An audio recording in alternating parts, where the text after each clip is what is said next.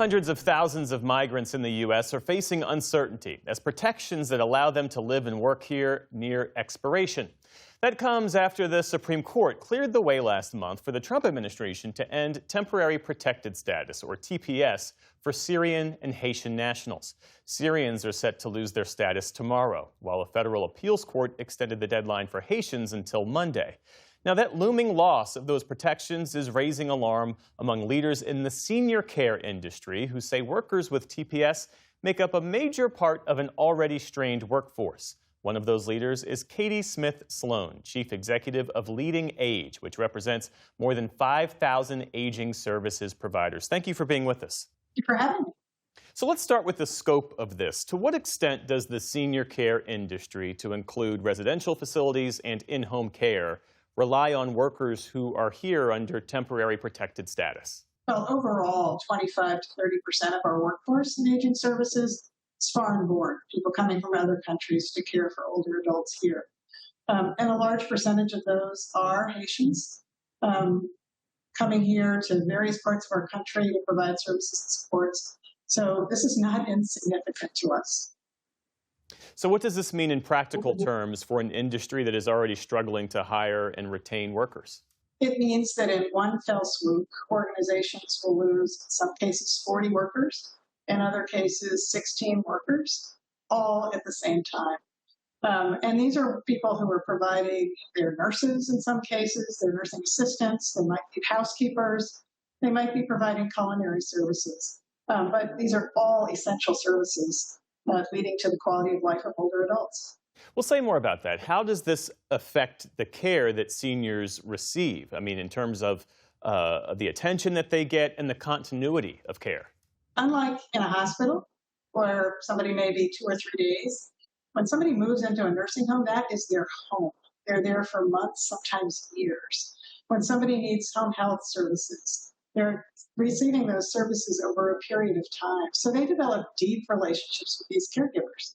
I have talked to residents who consider their caregivers part of their family. And these caregivers understand what they like to eat. Do they like breakfast?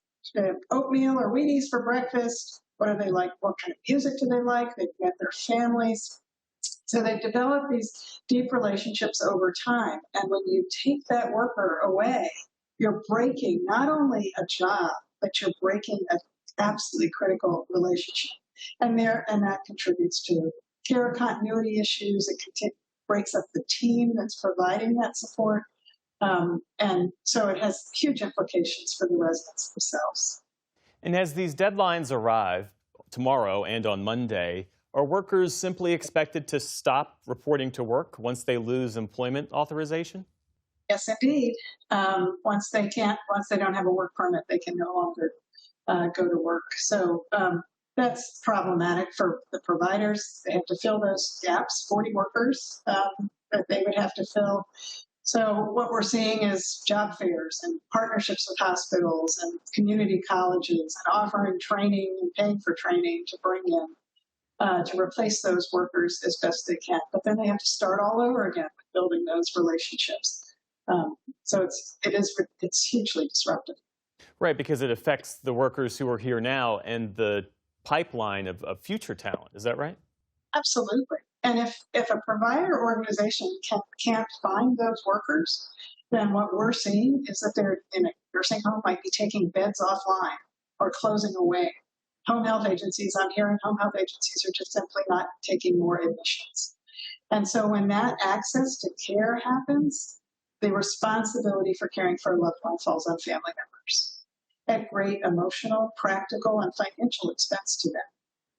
I would say the other issue that we should be paying attention to from an access point of view is that if an older adult is in a hospital and ready to be discharged and there is no nursing bed or there is no home health nurse, they are going to stay in that hospital longer. Nobody wants to be in a hospital any longer than they have to, but it's also at great expense to our healthcare system. Katie Smith Sloan, Chief Executive of LeadingAge. Thanks again for being with us. Thank you.